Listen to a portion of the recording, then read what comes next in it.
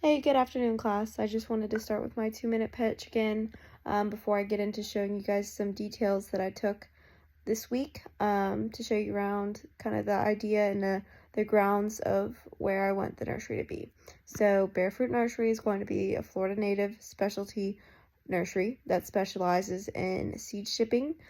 We also offer hot sauces, going to offer honey and seasonings. We would love to see you guys there. We're going to be opening a online seed shop as well as providing instructions, gardening tips, hot sauce recipes, just different recipes on how you can do that. And I'm really looking forward to sharing my video with you guys. Thanks. So like I said in all my earlier videos, there's a lot of space that we can work with. This right here is where I use to start my seed starters. So you'll see like papayas coming up here, a bunch of other things. So my parents own all of this gated property. The property back there, there's 3 acres back there, some of which where I would use for parking. And then over here, a little to the west side, there's a property that is 2 acres. Where I would use for the actual nursery. Back here, these are all fruit trees. For example, this one's a pear, banana, guava, and 90% of these trees back here can be aerated. So what that means is that you can take these trees, cut a little piece in the bark, wrap it up with soil, and over time it would grow roots and you can separate it from the tree and then it'll be its own tree. So for example, you would cut like a nick in here, wrap it up with saran wrap, dirt, and then that would become its own tree. Is another example. It's called a strawberry tree. This one can be air layered, or you can take cuttings just like this, cut them and then stick them in the ground, and then it'll grow its own tree. So that one, it's about a year old and already probably over 11 feet tall. This one, this is called an everbearing mulberry. As you can see, the berries there. This is similar to the strawberry tree. And like I was talking about in other videos, this is a super cost-effective way to take what I already have and use it to make money. I already make cuttings. You already have to cut these back every year. And see these little things? These are called runners. When these get big enough, you can clip them and stick them in the ground, and then it creates its own tree. This entire row of bananas was all from those bananas over there. We would just dig pups up and separate them, and over time they've just gotten larger and larger. As I was talking about in earlier videos, you can kind of see the driveway there. Most of that area is wetlands, so no one can build on it. So about 1.5 of the acres is actually considered wetland, so you can't build on it, but you can use the others for a nursery. Because I've already looked into it and looked into the details. So I would be able to plow that out and honestly rent some goats and then be able to use that. And this area right here is actually a roadway. So I would be able to put the parking lot back there, make this my nursery, and then be able to have a really fast commute. And again, this is like, my parents' property is about 5 minutes from my house. So it's a pretty fast commute, not too bad. It would just be, trying to figure out what I'm gonna do over there with parking wise and making the space there and clearing it out. I've also looked into wholesale planting. So there's some areas down south and a little bit east from where I am where they sell wholesale instead of just to a single buyer.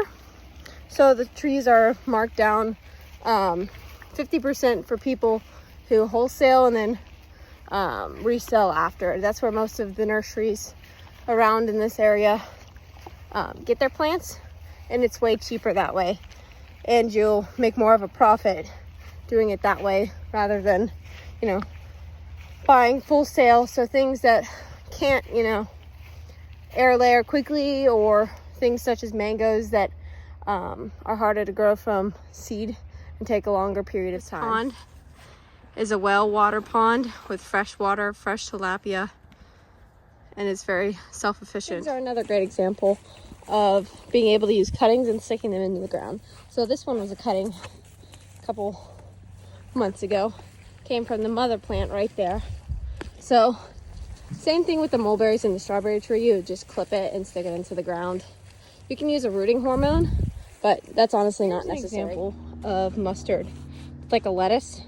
So this is at its mature state where you can pick these off and eat the lettuce. Over here is when it's starting to flower. See all of these are all seed pods, and then it just reseeds. So as you can see, it's literally everywhere. Once you buy one, you don't have to buy it again. It also works for plumerias as well.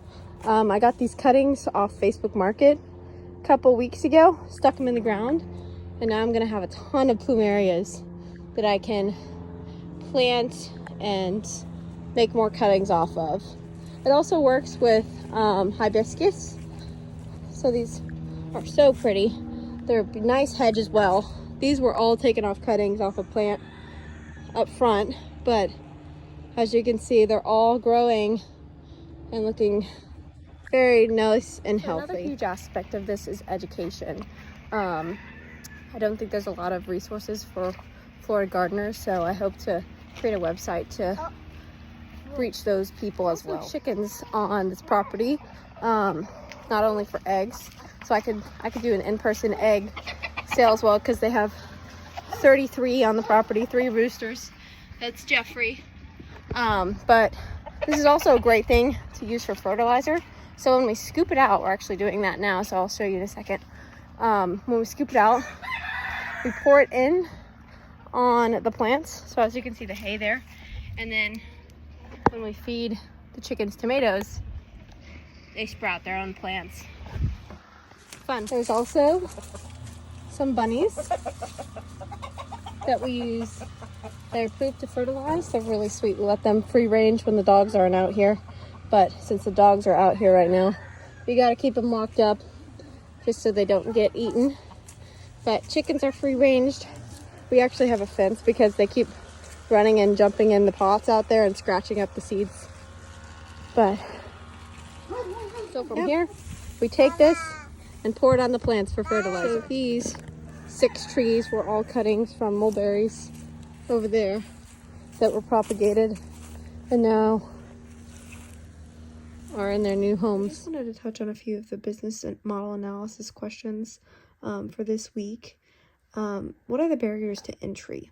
So I think some of the barriers to entry are, just coming up with a platform, social media platforms, a website, just getting that all up and running, and getting a person down south who sells like bulk buys and get a relationship going there. So what is the cost? What is the efficiency versus your selling price? So I haven't really gone through and priced out trees yet, since I haven't seen the prices for the bulk buys yet. I sent a couple emails out to the people who sell them. There's a guy in St. Cloud that I reached out to, so hopefully I hear back this week so I can talk about it next week. But yeah, I think I will definitely make some profit there. I didn't change anything about my value propositions or customers or users. I did consider I'm planning on adding hot sauces, seasonings, and honey to the online seed shop just to get different array of customers there. I think it would open up my barriers there rather than just hitting gardeners, and also, chefs, that kind of thing, people who cook on a daily basis. So for my channel incentives, I'm going to think about like a reference guide. So I know a couple seed shops, like online seed shops, they have like the grow zones, the tips for planting, tips like that, and then like adding like recipes and whatnot that everyone can enjoy. I don't know if I'm gonna do free resources. I think that would be, honestly, I enjoy free resources and I find it really annoying to have to pay for things. So like online instructional things per se. Yeah, I'm really looking forward to developing this idea more. I have some feelers out there for information on like trying to get the cost benefit analysis and how much money I would need to actually upfront some of the, you know, bulk buying plants.